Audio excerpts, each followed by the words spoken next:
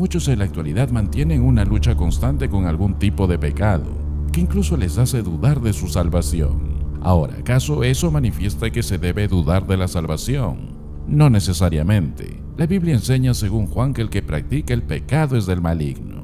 Ahora, aún el apóstol Pablo experimentó lucha continua con el pecado en su propia vida, como lo vemos en Romanos 7. Y yo sé que en mí, esto es, en mi carne, no mora el bien. Porque el querer el bien está en mí, pero no el hacerlo, porque no hago el bien que quiero, sino el mal que no quiero. Eso hago. Y si hago lo que no quiero, ya no lo hago yo, sino el pecado que mora en mí. La santificación no es automática en su sentido más amplio. Viene como resultado de que continuamos en la obediencia constante, presentando a nuestros miembros como instrumentos de justicia. Esto implica que habrá responsabilidad de actuar contra el pecado, que ya no te domina de forma total. Todos luchamos continuamente con pensamientos, luchamos continuamente con actitudes o hábitos y deseos pecaminosos. Pero una gran diferencia son aquellos que no luchan, aquellos que deliberadamente se deleitan en el pecado. Ellos son los que necesitan una sacudida a su sentido de seguridad y cuestionar si realmente están en los caminos de Dios o no.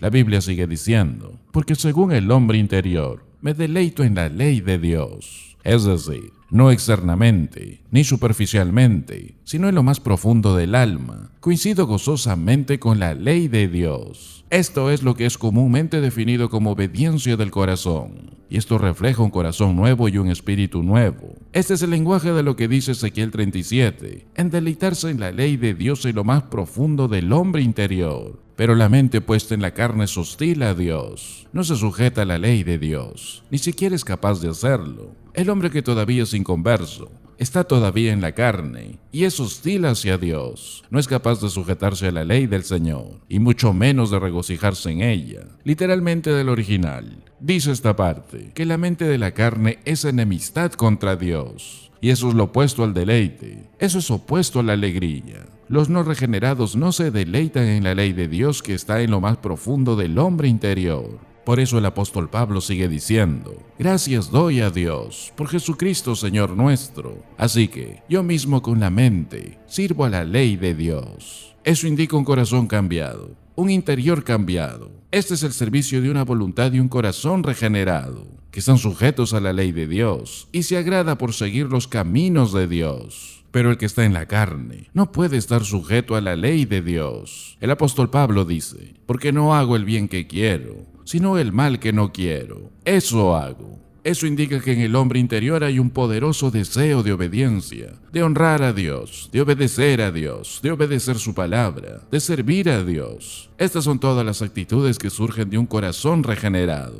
Por eso dice más adelante, así que queriendo yo hacer el bien, hallo esta ley, que el mal está en mí. Ese es un corazón que ve la realidad y anhela seguir la ley de Dios. Muy diferente es el caso de los no cristianos, porque un inconverso vive según la carne, fija su mente en las cosas de la carne, porque eso es todo lo que puede hacer, y eso hace que sea hostil a Dios. Por eso si estás luchando con algún pecado, pelea considerando profundamente lo que te hace más vulnerable a él, sabiendo que tu corazón busca seguir y obedecer a Dios a toda costa, y después establece prácticas piadosas en lugar de ello. Puede ser que necesites alguna persona piadosa a tu lado, para que puedas confiar y sea de ayuda aún para rendición de cuentas. Además es necesario pasar más tiempo en oración, y mantenerte alejado de aquellas cosas que te van a tentar. Es necesario hacer lo que sea para lograr una vida disciplinada y para evitar cualquier patrón de pecado antes que venga esa tentación y no caer de esta forma en ningún pecado.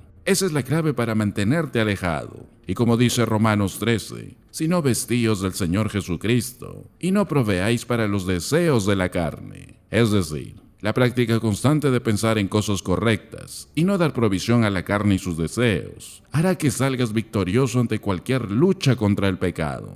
Por eso es necesario mantenernos fieles a su palabra, creciendo constantemente en sabiduría, en la santificación mediante el Espíritu Santo, para poder caminar en santidad, esperando la gloriosa venida de nuestro amado Salvador. Gracias por ser parte del ministerio de la verdad de su palabra.